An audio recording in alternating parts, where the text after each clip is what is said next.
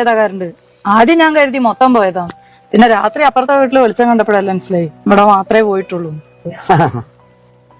രാവിലെ നല്ലോണം ബുദ്ധിമുട്ടിയായി. ഇസ്തിരി ഇടാനോ അരയ്ക്കാനോ. ഏട്ടന്ന് വെള്ളം കോരിയിട്ടാ കുളിച്ച്. ഇതൊക്കെ വലിയ പ്രശ്നമൊന്നുമില്ല, ഒരു ചെറിയ വയറ് മാറ്റണത്രേ ഉള്ളൂ.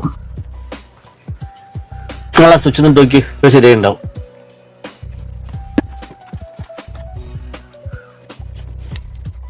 അത് റെഡി ആയിട്ടാ? അല്ല അതിപ്പോ എത്രയായിരുന്നു? അത് 300 രൂപ നോക്കി. എത്ര? 300 രൂപ. 300 റുപ്യോ? ചെറിയൊരു വയറ് മാറ്റാനോ? ചെറിയൊരു വയറ് മാറ്റാൻ എന്റെ കൂലിയാണ് 300 രൂപ.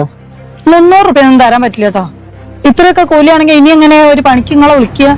ഞാൻ പണിയെടുത്ത പൈസ നിങ്ങളോട് ചോദിച്ചു. ചെറിയൊരു വയറ് മാറ്റാനേ ഉള്ളൂ, നിങ്ങൾ തന്നെ അല്ലേ പറഞ്ഞു? അത് ശരി, എന്നാ നിങ്ങളോട് മാറ്റി കൂടെ ഇരുന്നോ? ഞങ്ങൾക്ക് പണി അറിയിച്ച ഞങ്ങളെ പണിക്ക് വിളിക്കായിരുന്നോ? ആ ശരിയായിട്ടാ. ആകെ ഒരു വയറ് നന്നാക്കിയനെ ഇയാള് 300 റുപ്യ പണിക്കൂലി ചോദിക്കുന്നത്. ആളെ പറ്റിക്കുക.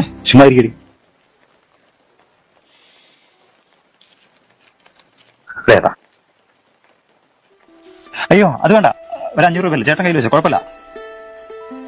വേണ്ട, എനിക്ക് എന്തായാലും ഞാൻ പണിയെടുത്ത പൈസ. അല്ല രാവിലെ ഒരുപാട് ബുദ്ധിമുട്ട്. വേണ്ട, ശരിയാവില്ല. ശരി എന്നാൽ. നിങ്ങളിത് എന്ത് ഭാവിച്ചാ? ഒന്നാമതേ അയാൾ ചോദിച്ച കൂലി കൂടുതൽ, പോരാത്തതിന് നിങ്ങളെ വക കൂട്ടിയും കൊടുത്തു. അയാൾക്ക് ഇപ്പൊ ഏകദേശം എത്ര പ്രായം ഉണ്ടാവും? എനിക്കറിയില്ല, ഒരു 50 വയസ്സൊക്കെ ഉണ്ടാവും.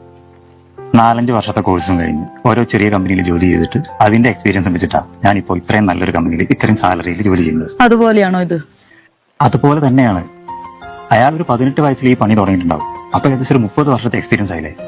അയാളുടെ കൂലി എന്ന് പറയുന്നത് അയാളുടെ എക്സ്പീരിയൻസിന്റെ കൂടിയാ. ഓരോ ജോലിക്കും അതിൻ്റെതായ വിലയും കൂലിയും മഹത്വമുണ്ട്. അത് നമ്മൾ മാനിക്കണം.